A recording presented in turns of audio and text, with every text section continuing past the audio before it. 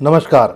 वैश्विक जगत से एक बहुत ही इम्पोर्टेंट न्यूज़ आ रहा है। ईरान और रसिया अपनी दोस्ती को और आगे बढ़ाते हुए व्यापक रणनीतिक साझेदारी संधि पर हस्ताक्षर करने को जा रहे हैं।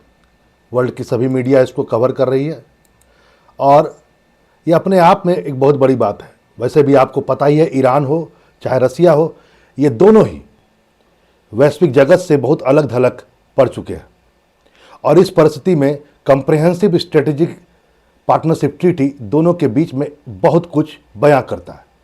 ईरान से जो बाकायदा गए हुए हैं वहाँ के राष्ट्रपति मसूद पेजिशकीन, नाम थोड़ा सा अजीब है लेकिन ध्यान रखेंगे, पेजिशकीन इनका नाम है, मसूद पेजिशकीन। वो पहुँचे हैं व्लादिमीर पुतिन के शहर मॉस्को एक बहुत बड़े समझौता के लिए। यहाँ पर इस बात को भी आपको ध्यान देना होगा कि आखिर ईरान और रसिया कितने करीब आए हैं। इस बात को भी आपको ध्यान रखना होगा कि पिछले 6 महीने में ये राष्ट्रपति मसूद का तीसरी बार उनसे मुलाकात है। आपको पता होना चाहिए कि उनका चुनाव जुलाई में ही हुआ है। जुलाई में चुनाव होने के बाद से अभी मुश्किल से 6 और प्लस, अब कुछ और दिन आप मान सकते हैं, 10 दिन मान लीजिए, यानी 6 महीने 10 दिन में उन्होंने लगभग व्लादिमीर पुतिन से 3 बार मुलाकात कर ली है। और माना जा सकता है यह जो मुलाकात होता चला गया, इसी का एक बहुत बड़ा नतीजा सामने में आ रहा है। जैसा कि क्रेमलिन के प्रवक्ता दिमित्र पेस्केव ने कहा कि दोनों ही नेता अब व्यापक रणनीतिक साझेदारी संधि पर हस्ताक्षर करने को जा रहे हैं। यह संधि जो है, ध्यान रखें, जो मॉस्को के प्रवक्ता ने कहा है, उन्होंने कहा है यह संधि व्यापार में सैन्य सहयोग से लेकर के विज्ञान, शिक्षा, संस्कृति सभी क्षेत्र को शामिल कर रहा है। यानी बहुत ही कंप्रिहेंसिव स्ट्रेटेजिक पार्टनरशिप ट्रीटी है ये।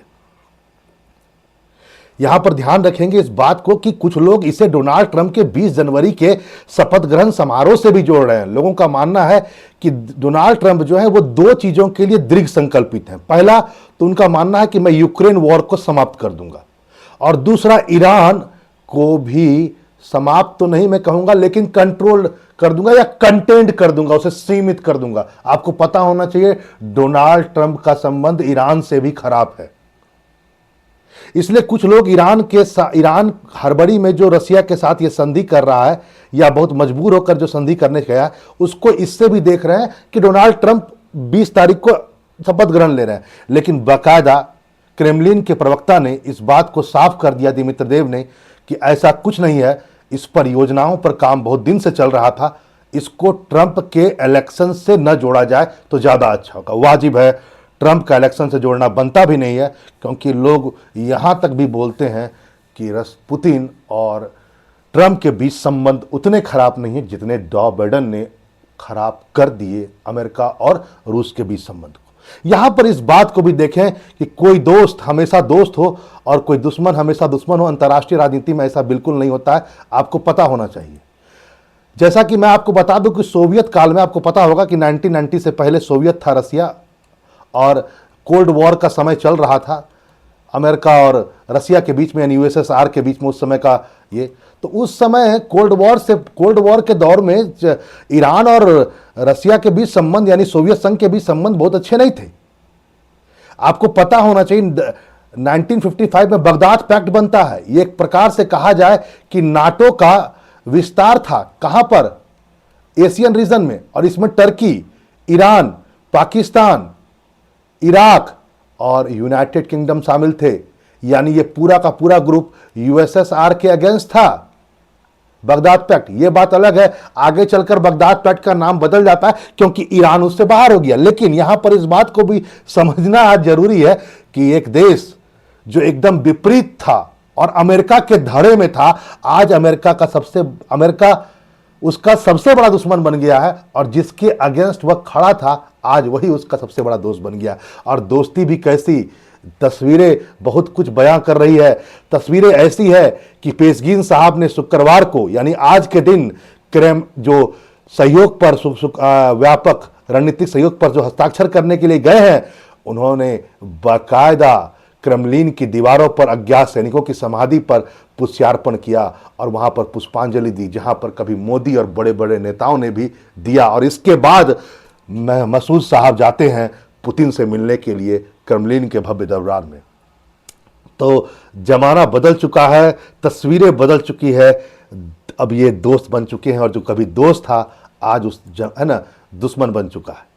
यहां पर ये याद रखें कि यदि मैं कहूं आपसे कि रसिया और ईरान को जो बहुत करीब ला दिया, उसमें एक बहुत बड़ा कारण आपको पता होना चाहिए, यूक्रेन युद्ध भी है।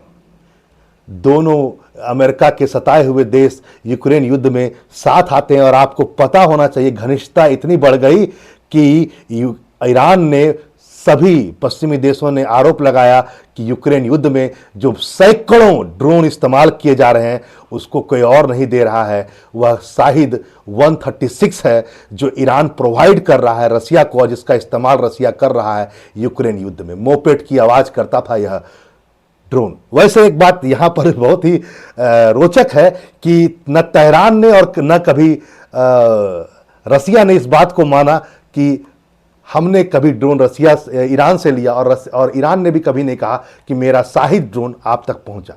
लेकिन सच्चाई यह है कि रसिया ने इसका प्रयोग किया। यह ड्रोन, जिसको किमकाजी ड्रोन भी कहा जाता है, आपको पता होना चाहिए वैसे हर एक ड्रोन जो खुद ही अपने आप को सुसाइड कर ले, वो सभी ड्रोन को किमकाजी ड्रोन ही कहा जाता है। ईरान ने जितने भी ड्रोन दिए, वह ऐसा नहीं है कि वो वहां पर जाकर बम गिरा करके वापस आ जाएगा, वह खुद ही अपने आप में बम है, जहां जाएगा वहीं गिर जाएगा। तो दुनिया को पता, ऐसे ड्रोन को हमेशा किमकाजी ड्रोन कहा जाता है। मैंने बाकायदा बताया हुआ था किमकाजी ड्रोन यह एक शब्द था जो सेकेंड वर्ल्ड वॉर में जापानी पायलट्स के लिए यूज किया गया था। जापान के पायलट्स ने अपने आप को, अपनी पूरी विमान को आत्मघाती बना करके, और खासकर पैसिफिक ओशियन में जो अमेरिका का जंगी जहाज था उस पर वो गिर जाते थे, यानी खुद ही अपने आप को सुसाइड कर लेते थे। और ऐसे सारे पायलट्स को किमकाजी कहा गया, और आज सुसाइड ड्रोन्स को किमकाजी ड्रोन कहा जाता है, जो ईरान ने प्रोवाइड किया था रसिया को। और दुनिया चाहे रसिया कुछ भी कहे, सच्चाई यह है कि ईरान से होता हुआ यह किमकाजी ड्रोन, शाहिद श्रृंखला का ड्रोन कहां पहुंचा? कैस्पियन सी होते हुए रसिया तक पहुंचा यहां पर। और इसको दो क्षेत्रों में रख करके रसिया ने इस्तेमाल किया। एक तो थोड़ा सा ब्लैक सी के पास का एक रीजन में होकर के वहां पर इसको स्टोर करके आक्रमण किया, किस पर? यूक्रेन पर। और दूसरा बेलारूस, जो उसका सबसे बड़ा दोस्त में से एक माना जाता है यूरोप में, वहां एकदम बॉर्डर पर रख करके स्टोर करके दोनों तरफ से इसका खूब इस्तेमाल किया। यानी वह दोस्ती जो यूक्रेन युद्ध में प्रगाढ़ हुई, वह दोस्ती बढ़ते चले गई। वैसे इनकी दोस्ती की कहानी में एक तीसरा पक्ष भी है, और ये तीनों, ये जो व्यक्ति आप देख रहे हैं, बशर असद और बसल, यानी जो सीरिया के कुछ दिनों से पहले जो सीरिया के सर्वापरि थे, सीरिया के ऑल इन ऑल थे, जिनका अब पतन हो चुका है, इनको बचाने के लिए भी ये दोनों हमेशा साथ में आए, यानी ईरान और रसिया दोनों साथ में आए। और ये तीसरा व्यक्ति, वैसे ये बात अलग है कि इन दोनों को करीब लाने में इस व्यक्ति का तो योगदान था ही, लेकिन अब यह सत्ता से बाहर है और माना जाता है बशर अभी रसिया में ही है। लेकिन जरूर सीरिया भी एक ऐसा देश रहा जिसने इन दोनों को करीब लाया। जैसा कि मैंने आपसे कहा कि ईरान के जो नवनिर्वाचित राष्ट्रपति हैं, जो जुलाई में ही सत्ता ग्रहण किए, 6 महीनों में 3 बार दौरा कर चुके हैं। और आपको पता होना चाहिए इसी साल अक्टूबर के महीने में जब कजान में ब्रिक्स सम्मेलन हो रहा था, तो वहां पर भी पेजेस्किन साहब पहुंचे हुए थे। और आपको पता है कि ब्रिक्स सम्मेलन का अब विस्तार हो गया है। जरूर बताइए कमेंट बॉक्स में, ब्रिक्स में अब कितने देश हैं और कौन कौन देश हैं। चलिए फिर मिलते हैं नए टॉपिक के साथ। नमस्कार।